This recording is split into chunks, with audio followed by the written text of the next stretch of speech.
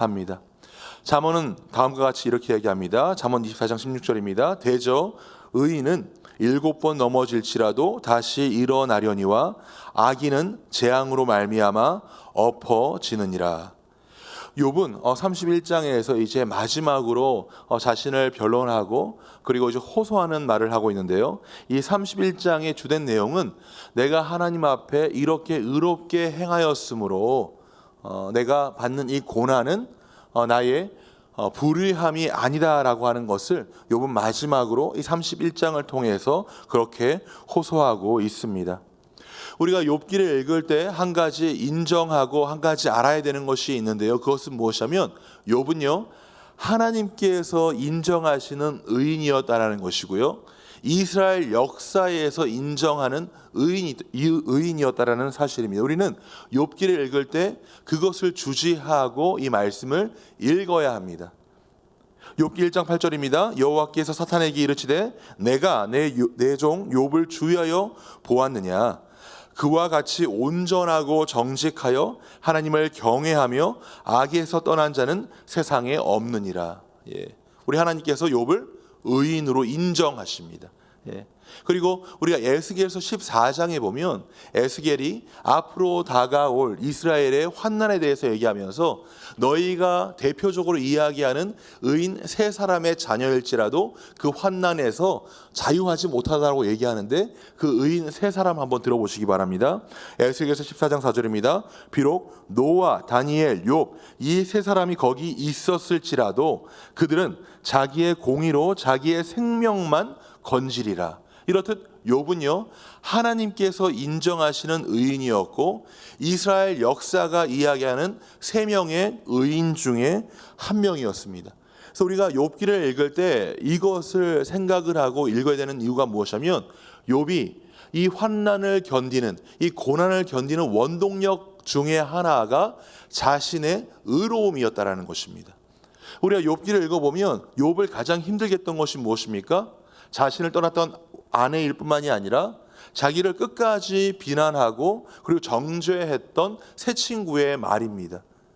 만약에 욥이요, 자기 자신의 의로움이 없었다면, 자신이 하나님 앞에 자신을 봤을 때 의로움이 없고 불의함이 있었다면 그는 새 친구의 그 말 앞에 자존감이 완전히 무너지고 절망 가운데 자기 삶을 포기할 수도 있었을 것입니다. 근데 그럼에도 불구하고 욥은 하나님 앞에 부끄러움이 없었기 때문에 자신의 친구들이 네가 지금 당하고 있는 그 고난이 그냥 온 것이 아니라 너의 숨겨진 죄악 때문이다 라고 하는 그러한 말 앞에서도, 더 나아가서 욥을 향한 저주 앞에서도 욥은 그 안에서 절망하지 않고 낙담하지 않고 끝까지 인내할 수 있었던 것입니다. 그래서 우리는 이 말씀을 통해서 아주 중요한 사실을 발견하는데요.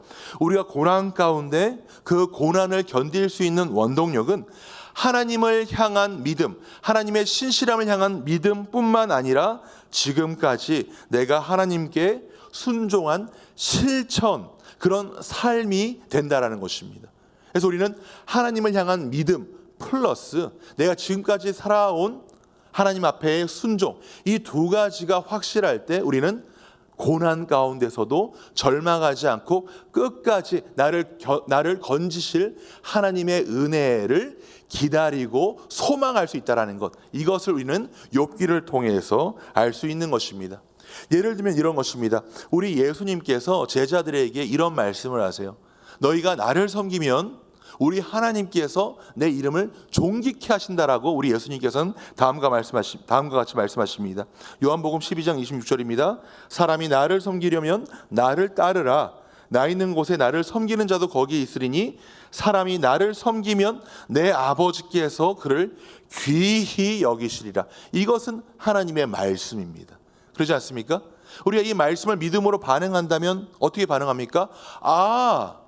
내가 예수님을 따르고 예수님의 말씀에 순종한다면 우리 예수님은 내가 이 말씀을 지킴으로 말미암아 나를 존귀케 하시는구나. 이것이 약속의 말씀이구나.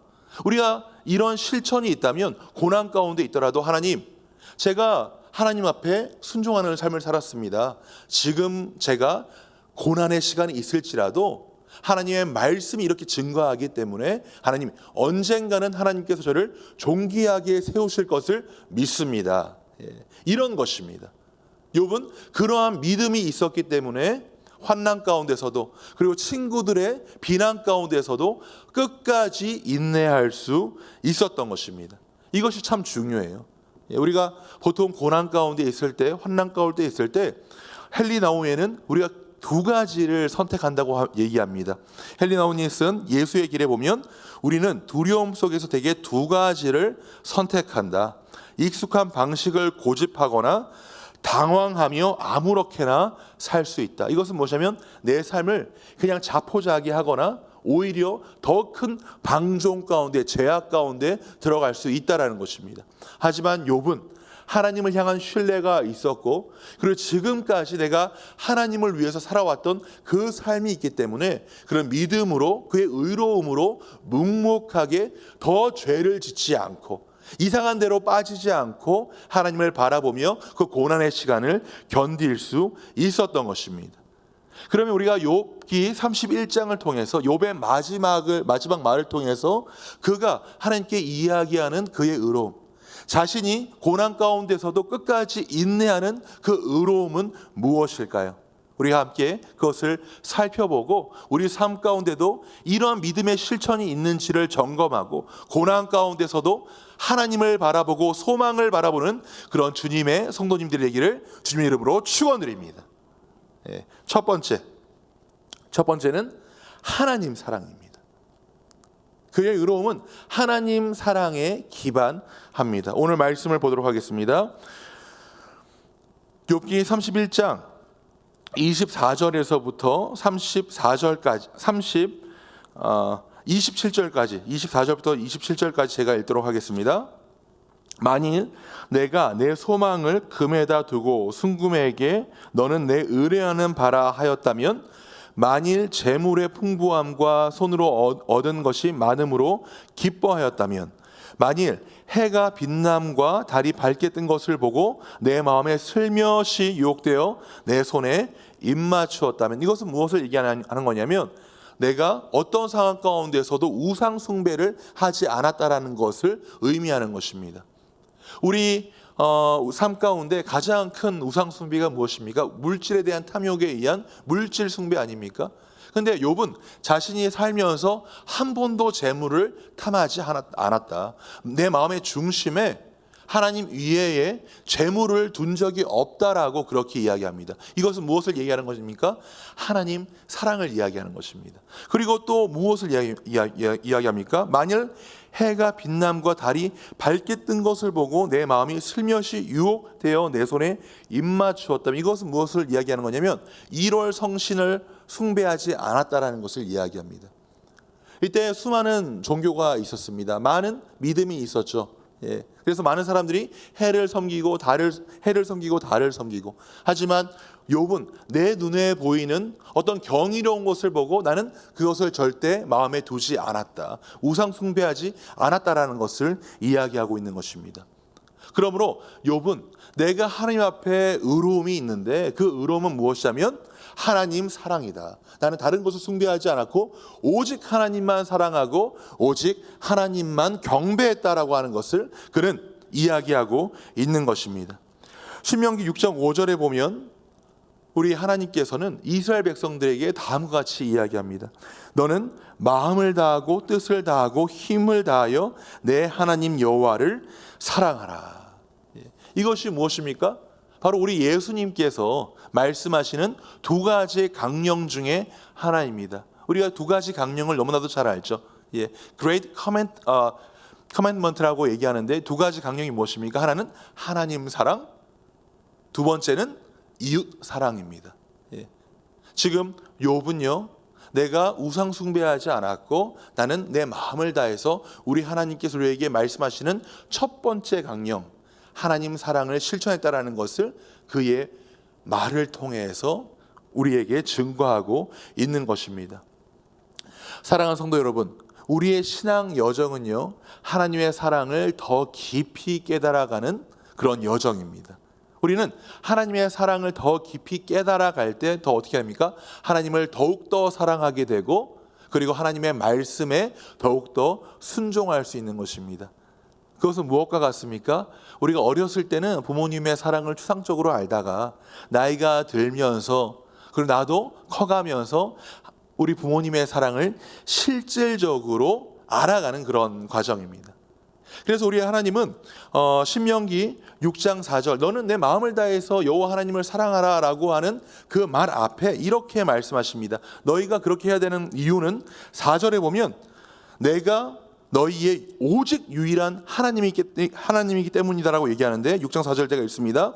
이스라엘아 들으라 우리 하나님 여호와는 오직 유일한 여호와시니. 이것은 아주 중요한 말인데요. 이 말을 통해서 우리 하나님은 이스라엘 백성들에게 지금까지 광야 가운데서 너희를 이끌어낸 나를 네가 다시 한번 기억을 하고 그 하나님 내가 너희가 온전히 사랑하고 경배할 선택할 하나님이라고 하는 것을 이야기하고 있는 것입니다. 왜 그렇습니까? 이스라엘 백성들이 40년 동안 하나님의 돌보심을 경험했기 때문입니다. 사랑하는 성도 여러분, 우리가 우리의 신앙생활 가운데 하나님을 더욱더 알아가면요, 하나님을 더욱더 사랑하게 되고 그리고 하나님의 그 말씀 가운데 더 순종하게 됩니다. 우리 하나님은 다음과 같은 하나님이십니다. 제가 읽겠습니다. 우리 하나님은 세상을 창조하신 유일한 하나님이십니다. 믿으십니까? 믿으신다면 아멘으로 화답해 주시기 바랍니다. 우리 하나님은 세상을 창조하신 유일한 하나님이십니다. 우리 하나님은 우리 한 명 한 명을 살리시기 위해 이 땅에 오셔서 우리를 대신하여 죽으신 유일하신 하나님이십니다. 우리 하나님은 자신의 영, 성령을 주셔서 우리의 현세의 삶을 인도하시는 유일한 하나님이십니다.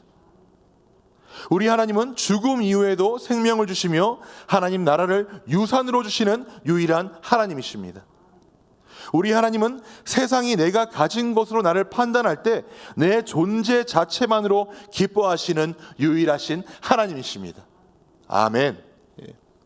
우리가 삶 가운데, 신앙 가운데 이러한 하나님, 오직 유일한 하나님, 나를 돌보시고 나를 구원하시고 나를 풍성한 삶으로 인도하시고 그리고 나를 온전히 기뻐하시는 하나님을 우리가 경험할 때 우리는 욥처럼 다른 것에 마음을 두지 않고 오직 여호와 하나님을 섬기며 무슨 말을 고백할 수 있는 것입니까?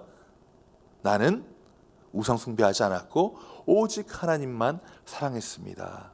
그래서 우리는 고난 가운데 이렇게 고백할 수 있는 거예요. 하나님, 제가 지금 고난 가운데 있는데 하나님 아시죠? 저는 오직 하나님만을 섬기고 하나님만을 사랑했습니다.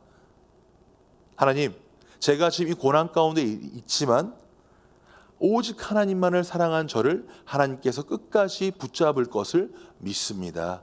이것이 바로 우리가 회복해야 한 고난 가운데 고백할 신앙의 고백인 것입니다. 두 번째는 욥은요 자신의 의로움을 이야기하면서 이웃 사랑을 이야기합니다.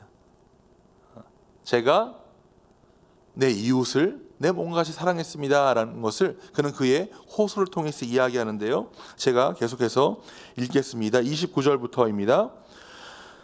내가 언제 나를 미워하는 자의 멸망을 기뻐하고 그가 재난을 당함으로 즐거워하였던가. 실상은 나는 그가 죽기를 구하는 말로 그의 생명을 저주하여 내 입이 범죄하게 하지 아니하였노라. 이것은 무엇을 얘기하는 것입니까? 내가 원수 갚지 않았다. 나를 핍박하는 사람을 원수 갚지 않았다. 이웃 사랑의 표현입니다. 31절입니다. 내 장막 사람들은 주인의 고기에 배부르지 않은 자가 어디 있느뇨 하지 아니하는가. 실상은 나그네가 거리에서 자지 아니하도록 나는 행인에게 내 문을 열어 주었노라. 이 말은 무엇입니까?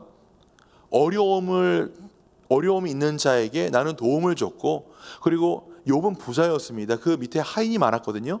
그 하인들을 내가 따뜻하게 돌보았다. 가족처럼 돌보았다라고 하는 것을 이야기하는 것입니다. 그리고 32절부터입니다. 33절부터 보면 내가 언제 다른 사람처럼 내 악행을 숨긴 일이 있거나 나의 죄악을 나의 품에 감추었으며 내가 언제 큰 무리와 여러 종족의 수모가 두려워서 대문 밖으로 나가지 못하고 잠잠하였던가. 이렇듯 내가 우리 하나님 보시기에 우리 하나님은 이웃을 사랑하시는 것을 원하시는데 나는 하나님께서 나에게 허락하신 내 하인들, 지금 우리로 하여금 직원들이죠. 나의 영향력 가운데 있는 사람들을 내 가족처럼 돌보았고, 그리고 내 집 바깥에 있는 사람들도 내가 돌보았고, 그리고 나에게 수모를 주고 나를 힘들게 하는 사람들을 원수로 대하지 않았고 오히려 마음으로 그들을 위해서 기도했다라고 하는 것을 그는 이 말씀을 통해서 이야기하고 있는 것입니다. 철저히 무엇을 이야기하는 것입니까? 나는 하나님을 사랑했을 뿐만이 아니라 또한 내가 아닌 타자를 사랑했다라고 하는 것을 욥은 이야기하고 있는 것입니다.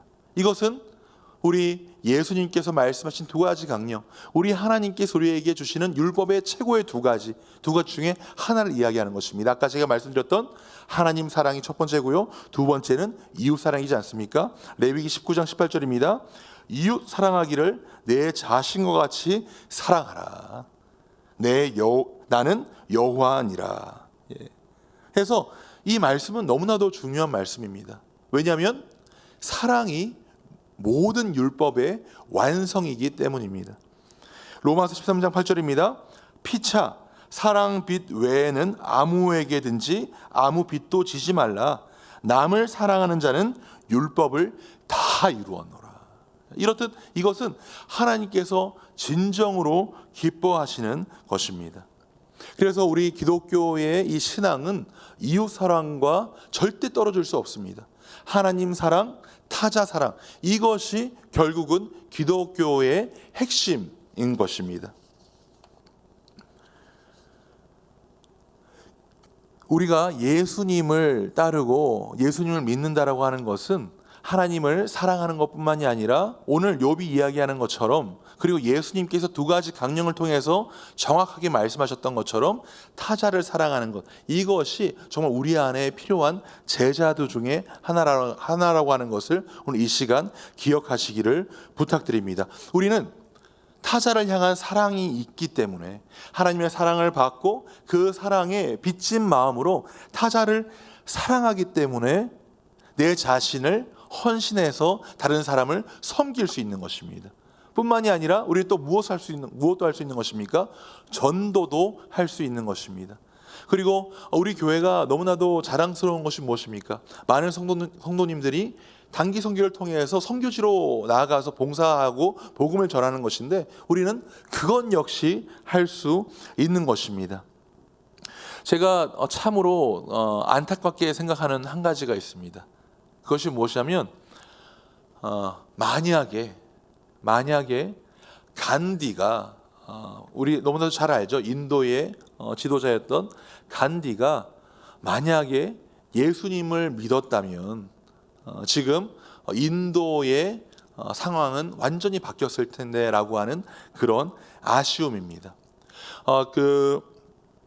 로버트 엘스버그가 쓴 간디 그리스도교를 말하다라고 하는 책을 보면 간디는 어렸을 때부터 그 영국에서 넘어온 동인도 회사의 직원들 그리고 선교사님들을 통해서 그리고 그 기독교인들을 통해서 기독교를 우리 믿는 이 기독교를 많이 접했던 사람입니다.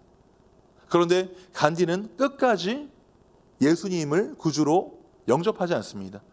그가 고백하는 것을 보면 그가 이야기하는 무폭력 저항 운동, 무폭력 저항 운동의 핵심의 근간이 예수님께서 말씀하신 산상수훈입니다.